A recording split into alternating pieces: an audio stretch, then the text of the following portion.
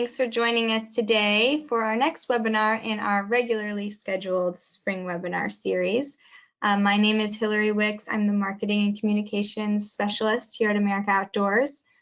Today we're going to be focusing on Google Analytics. It looks like our numbers are going up. There are a lot of you that are tuning in this afternoon, and I'm so pleased to see so many of you that signed up for the webinar today. During these uncertain times, I'm glad that you recognize that it's still really important to plan for your season and work on your marketing, work on your analytics and strategy, because this is a good time to do it. So this is going to be a really informative webinar for us today. Joining us is Pat Strader. Pat is the founder and CEO of Digital Relativity, a marketing firm out of Fayetteville, West Virginia.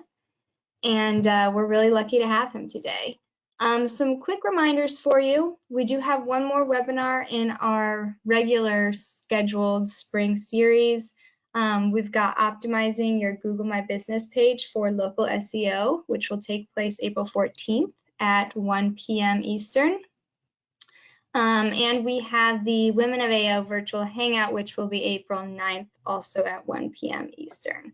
So to register for any of these, you can visit the events page of the America Outdoors website, and you'll get the links there for registering. We are also going to be scheduling more webinars related to the COVID-19 pandemic, so keep an eye out. We'll just be sending those emails as we get them scheduled. As you've seen so far, they've been kind of as we can get them going. So you should be able to see an email for that early next week. Pat will be taking questions at the end of the presentation, but you can write them in as you have them. While it's on your mind, go ahead and type the question in, and then I will read them to him at the end. Make sure that you send your questions using the features in GoToWebinar. So the questions box or the chat box is what you need to use. Please don't try to email your questions to me, because I won't be able to check that until the end of the webinar. If anybody wants to test that out to make sure it's working, you can write a quick hello or write where you are calling in from today, and I will respond to let you know it's working. So it looks like Pat's getting his presentation all set up for us. So we are going to be doing some learning today, and Pat, I am going to go ahead and get off the screen and let you take over from here, and I'll be back when we have questions. All right, awesome. Well, thank you so much, Hillary, and thanks for the opportunity to be here with you today. First of all, my name is Pat. All my friends call me Pat, and today, if you guys would like, you can call me Pat. And I know that seems a little silly, but that's the way that I used to introduce myself every day when I would greet my guests at the put-in. And so it's really great to be with you today. And just real quick as we get started, a little bit about myself, just to give you a little background. I am with Digital Relativity. We are a full-service marketing and advertising agency, and I got my start in the rafting industry, learning search engine optimization. I always like to joke that call myself BG before Google. I've been doing this for a very long time, and we, as a company, have won lots of awards that nobody cares about. But again, I'm really excited to be here with you today. This is a old school picture of me on the lower Golly many years ago. My daughter, when she was 5 years old, teaching her to row on the glorious New River right here in West Virginia. So I share that with you just as an example of why I'm so excited to be here with you today. And so one of the things that I was asked to do with this was to talk about Google Analytics, and we're going to talk about some things we call it beyond the page view, and just share some things that I think are really important, would be really helpful for all of you as you're managing your businesses and trying to make the best decisions with your marketing efforts and learning, I don't know, maybe a little tips and tricks and some things that can help you with that. But it's really important too to think about Google Analytics, and it's really, if you spend time within Google Analytics, you can easily get lost. It is collecting massive amounts of data from things like IP addresses, browser data, HTTP requests, cookies, and things like that. And so there's an endless variety of views that are available to you and can be customized so that you can get to the information that is most important to you and your business. And why is that important? This quote from Peter Drucker really hits home. It's like your marketing budgets, no matter how big or small they might be, need to be very carefully managed now more than ever, as we are all faced with the situations that we're all working through right now. And it's while it's related to your website, Google Analytics, and while your website is just one component of your marketing stack, there is a tremendous amount of data that allows you to hold yourself, your media vendors, and your partners accountable. And so I'm just going to touch on a couple of really quick basic things before we move on.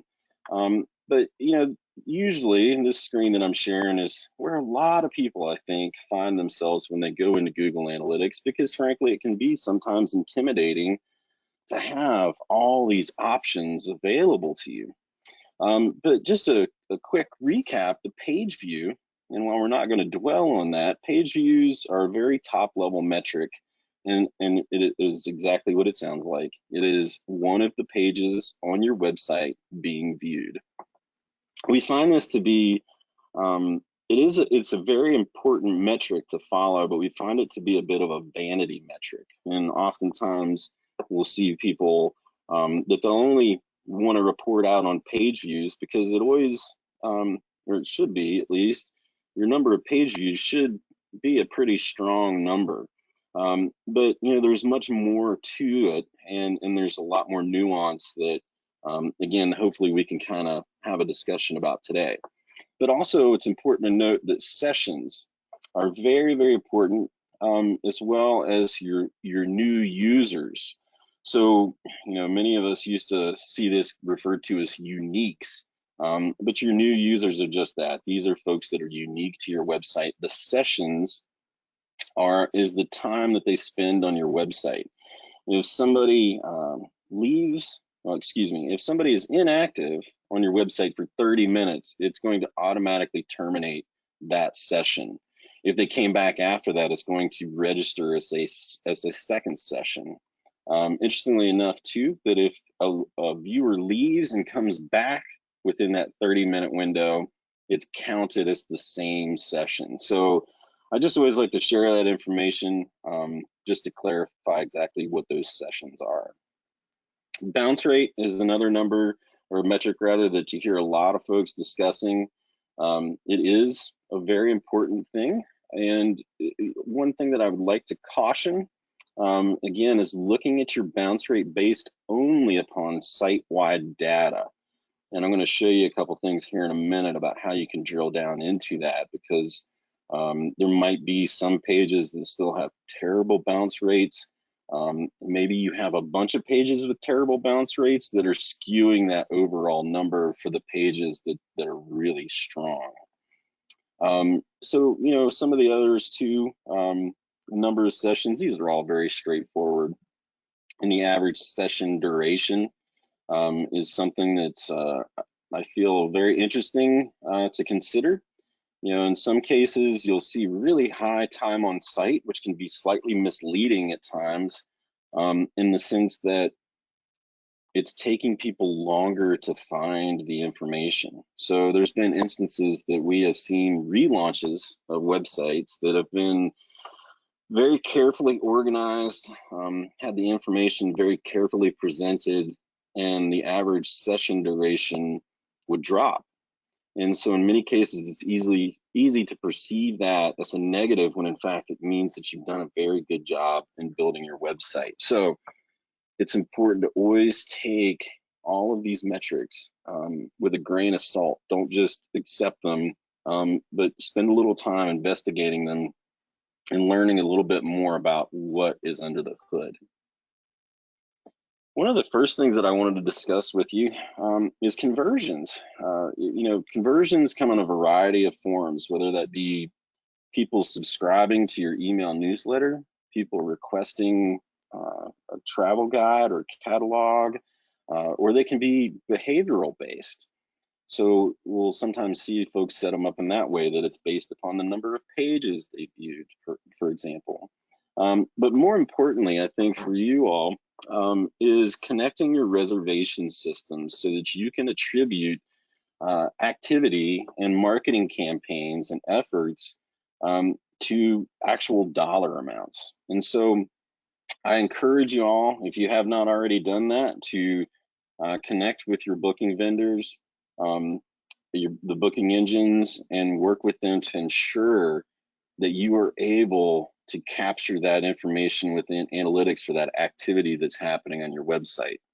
And unfortunately, we see in some cases some challenges with that, but your vendors are there to help you, and I would really encourage you to reach out to them and ensure that you have this properly set up.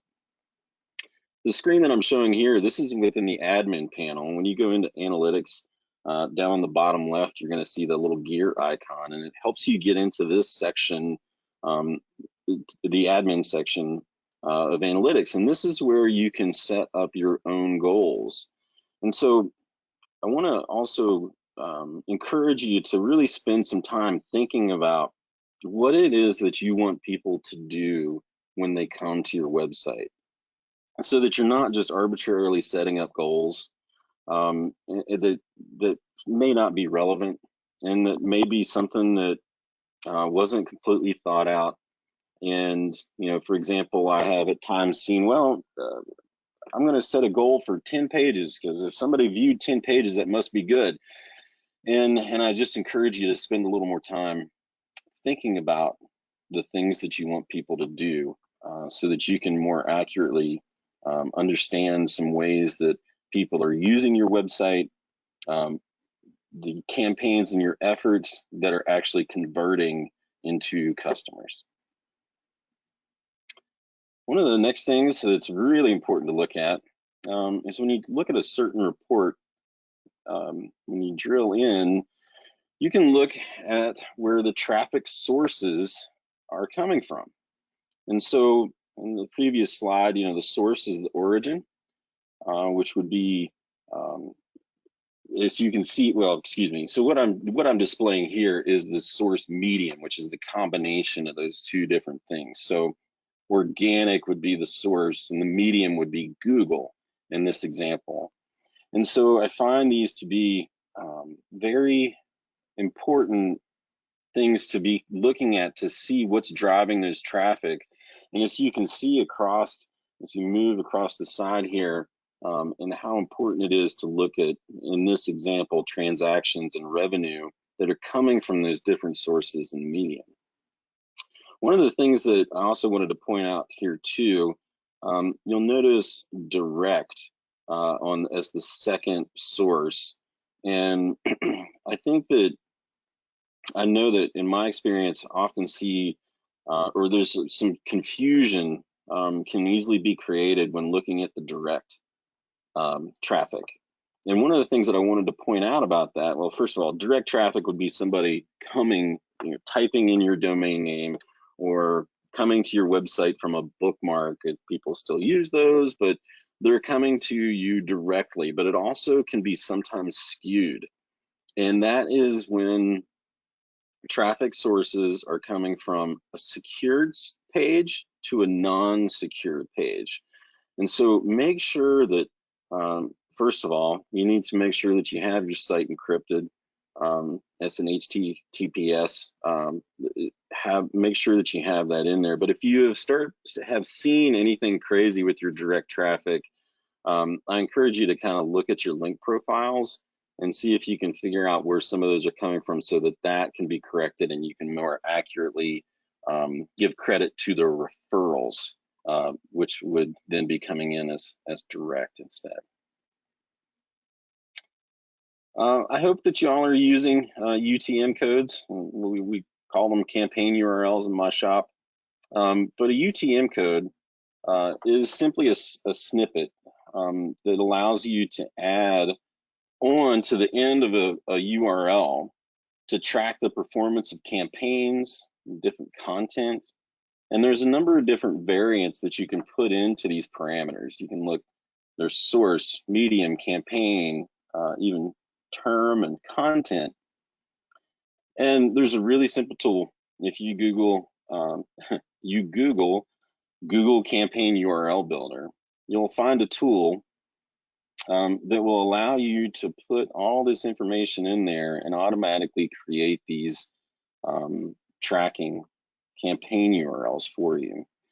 And so you see the different fields, obviously your URL, but the campaign source, pay attention to what these are, and it's going to give you a tremendous amount of information when you're creating emails or you're running paid search campaigns or display campaigns that will really help you hone in on where some of that traffic is coming from. And again, when you can even get as far as to look at the campaign content. This is something that I find incredibly valuable in testing different creative. One example that I can give with this is a campaign that we recently ran with the West Virginia Department of Natural Resources. And it was a campaign to help promote the sale of hunting and fishing licenses here in West Virginia. And we used the content field to help inform us on how the different creative was performing. And there was one photo of a trout that outperformed every other single piece of creative. And I'm not sure that we would have ever known that had we not taken advantage of that campaign content field. So I really encourage you not only to just simply make sure that you're using campaign URLs, but you take advantage of all of the options that come with that. So a really incredible feature within the Google ecosystem, if you will, is called Google Search Console. And it lives outside of analytics, but it's something that can be integrated into Google Analytics. And then in the same vein as the demographic and interest reports. And so there's an incredible amount of information that can be gleaned from this. And so if you're unsure if you have Search Console set up, in your navigation bar on the left, if you simply go to Search Console and click on that, if you see this particular screen right here, that means you're not set up with it. And it's really easy to do. All you have to do is create your Search Console account, work with the folks that are managing your website to help get the code placed. And then you can go back into the admin section. As you can see here, you click the gear, you go to property settings, and then that little button that says adjust Search Console, and that will allow you to connect those that incredible piece of data. And here's why this is so important. Years ago, Google Analytics would show you the keywords that were used that people had searched for to get to your website. Well, a lot of that information, most of that information is gone now. But Search Console has much of that information in there. And you can go there if you wish and find that information there. But this folds it right into Google Analytics. You can then layer on all the other pieces of data and all of the other views to really learn more about what people are searching for, how they are finding you, and then subsequently what they are doing, and if they're following the pathways to conversion that you are expecting them to. Along those same lines, and in that same screen, in fact, when you are enabling your Search Console, I'd really encourage you to enable the demographics and interest reports. And this is not, neither of these are out of the box default settings. You have to actively turn them on, but you then unlock a whole nother set of data that you can learn more about the visitors to your website. And so we have affinity categories, as you see here, which is simply helping us understand the types of things that your visitors are interested in, and this is all based upon their behaviors while they're surfing other websites. The end market segment is really important too, because it again is based upon their behaviors in other areas, but it's indicative of the fact that they are actively in the state of, in this case, looking at employment. But you can see down here travel and air travel is another example. And so that's giving you a sense of information about what people are actively in the process of purchasing.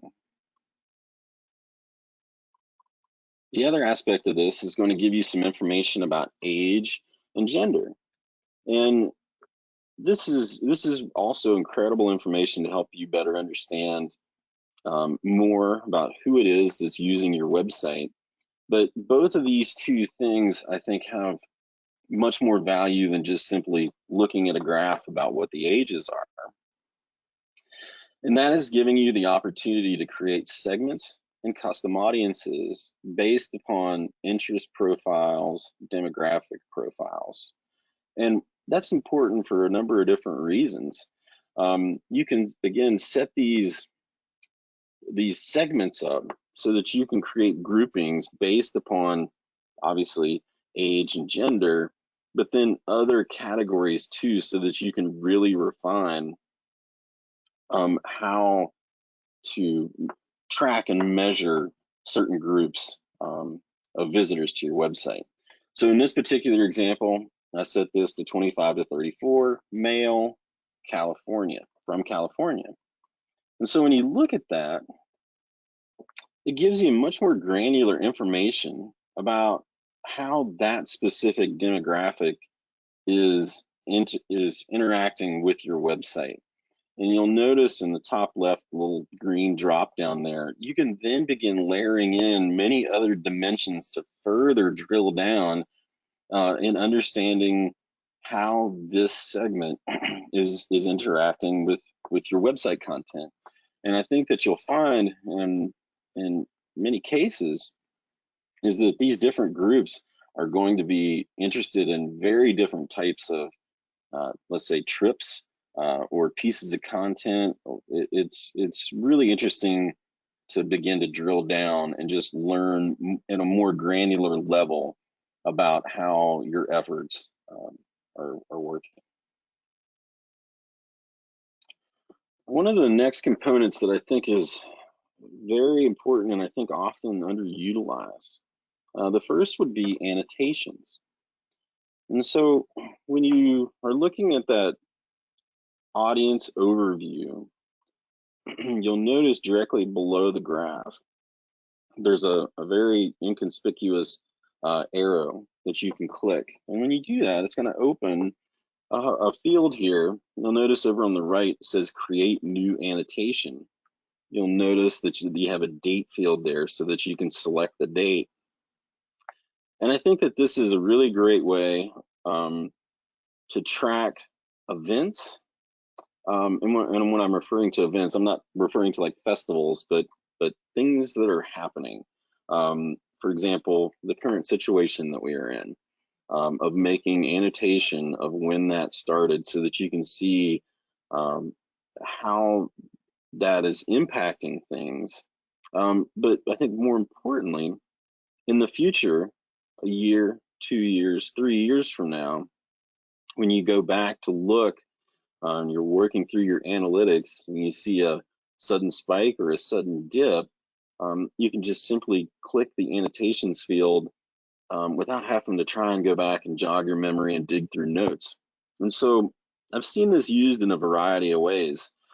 I've seen some just put major events in there that have impact on travel, but I've also seen folks get incredibly granular with this. And so it's up to you how general or how granular you would like to be with it, but I find it incredibly useful when you're doing look backs to try and better understand how people's behaviors have been impacted. So another really important piece that I think I wish that I saw more people doing this, is creating alerts.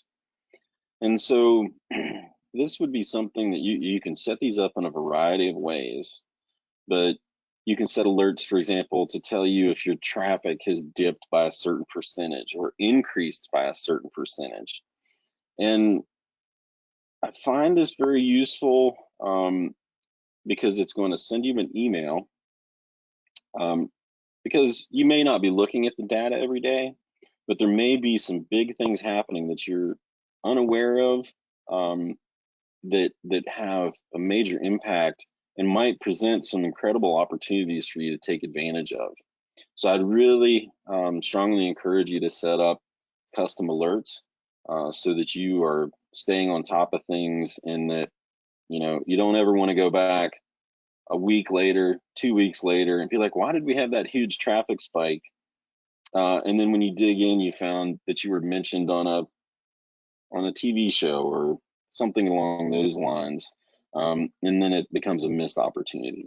So annotations and the alerts are two really awesome features, again, that I often feel are very underutilized.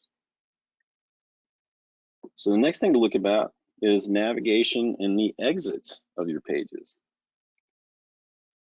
And so when we dig into the navigation, this is I find this particular feature to be incredibly useful.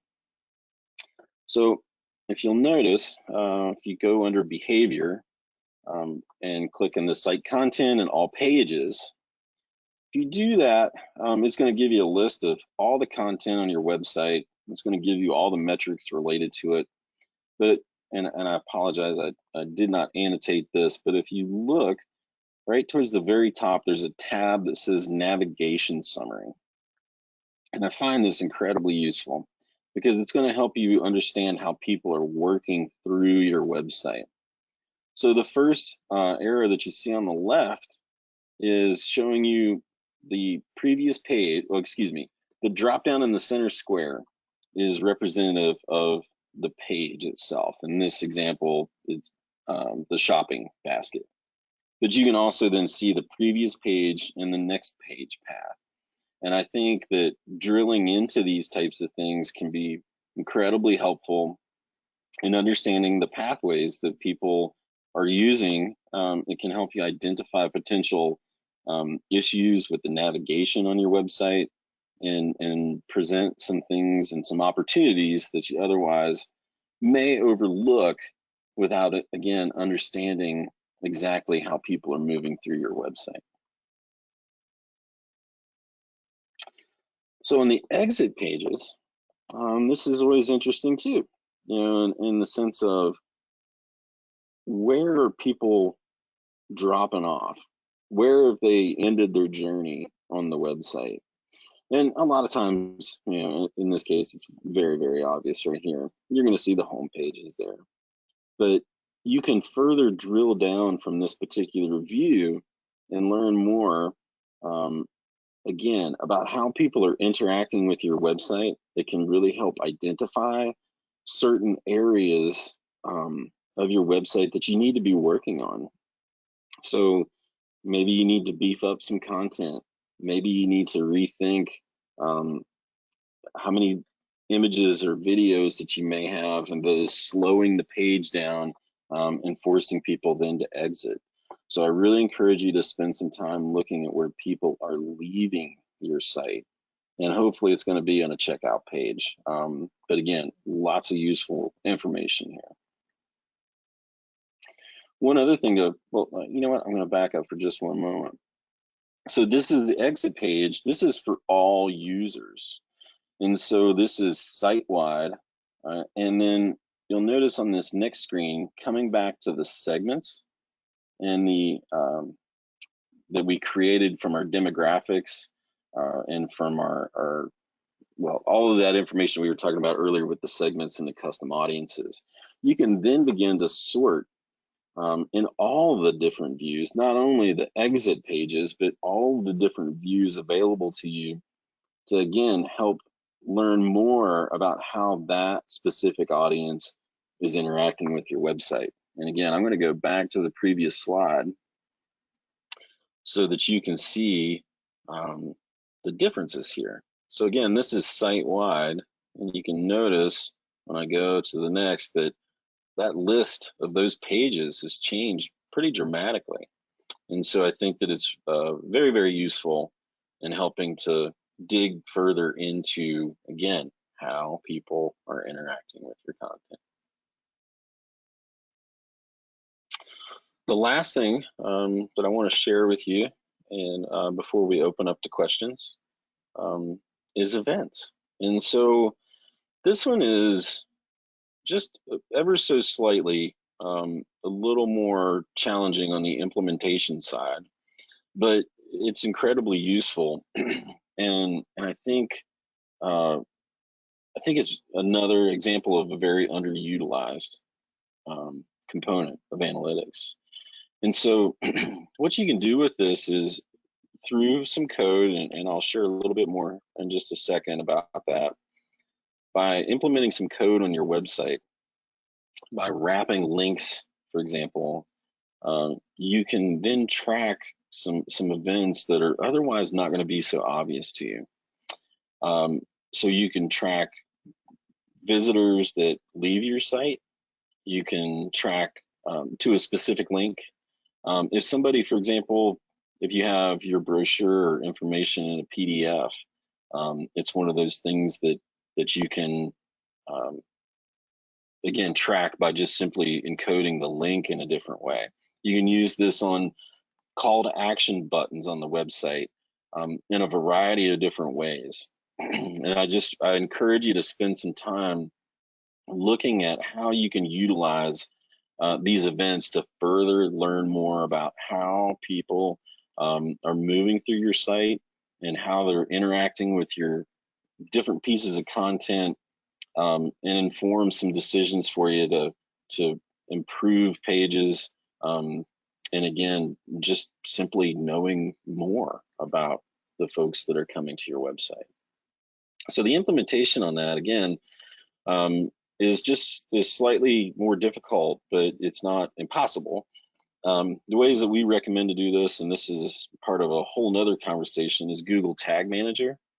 And what Google Tag Manager is, and this is something that you can get with the folks that are maintaining your website for you, is simply a container to where you can drop pixels in there. You can have different pieces of information, and in this particular instance specifically, this is how you can help encode the links on your website to track events.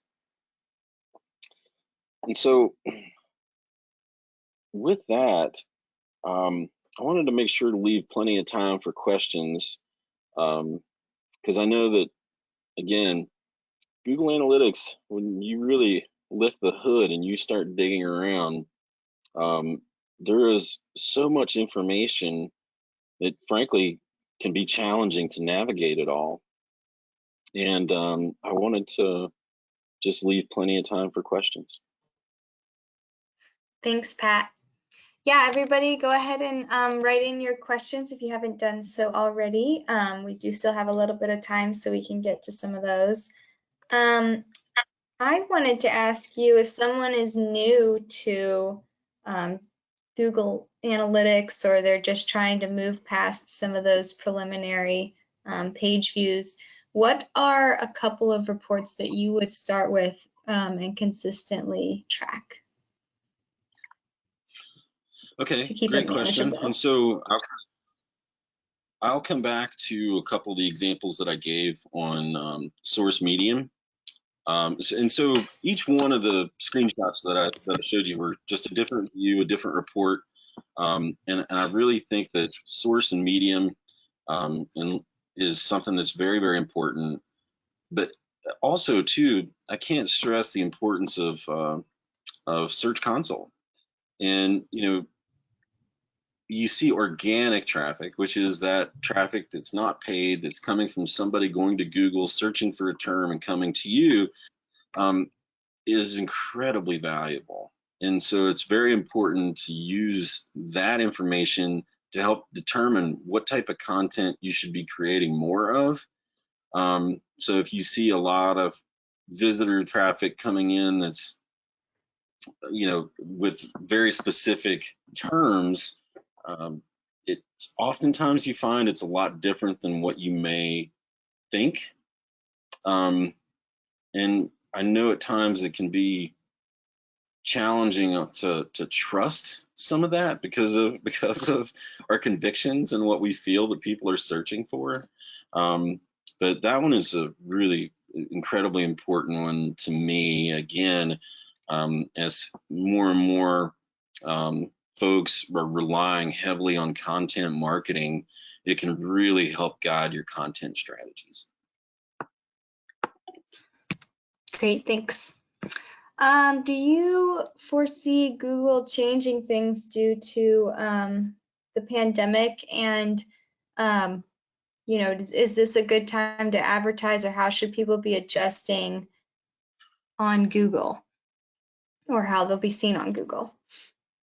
Well, okay, so I don't envision anything with Google Analytics having any changes with that. But I don't see that. Some of the things that are out there that you might find helpful is looking at Google's trends. Google Trends, which again, this is outside of the analytics, but it's within the Google ecosystem. I think can help you look at some things. I mean, it's obviously things are in tremendous flux, as we know. But I find that to be really useful, especially when things like this are happening, because you can see what people are out there searching for. No, I'm sorry, that might not have been a great question, but I don't see Google changing anything with analytics as a result of the situation that we're in. Do you anticipate analytics changing, not in response to this, but do you know of any features that are coming that the group should be aware of?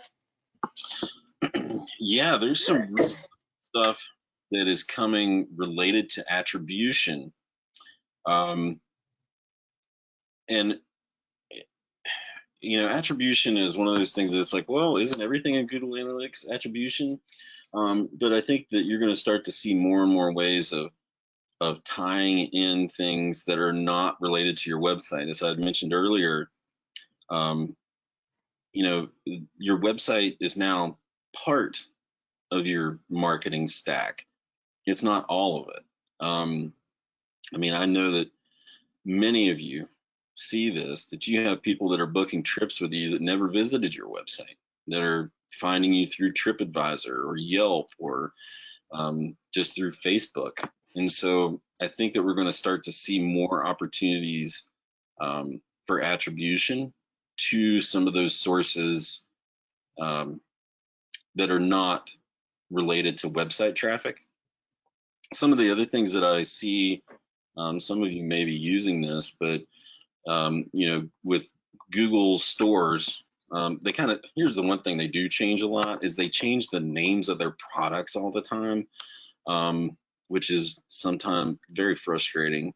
But in those cases, if you're running what used to be Google AdWords, now it's Google Ads, there's some ways that you can track those exposures to people that have seen your advertising and then actually physically show up in your location.